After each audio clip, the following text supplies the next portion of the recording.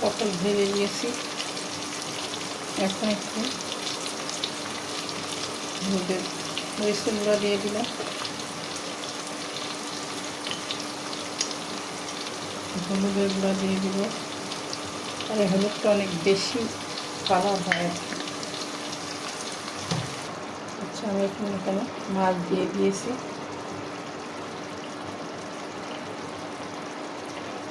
আর দেবো টক দই।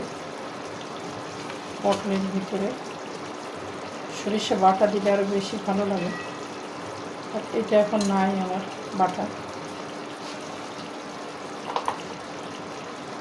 আর একটু দেবো গোলমরিচের গুঁড়া।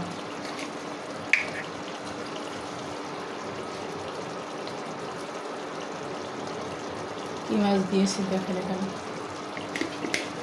আর আমার এখন অভ্যাস হয়ে গেছে জিরা গুঁড়া গোলমরিচ গুঁড়া এটা না দিলে যেন মনে হচ্ছে কি অসম্পূর্ণ রয়ে গেছে। আসলে কিছুই না, দিলে হয়, না দিলেও কোনো সমস্যা নেই। যেহেতু পটল তো একটু টক দই দিতেই হয়, না দিলে সমস্যা না, যার আছে সে দিবে, না থাকলে দিবে না, এরকম আর কি।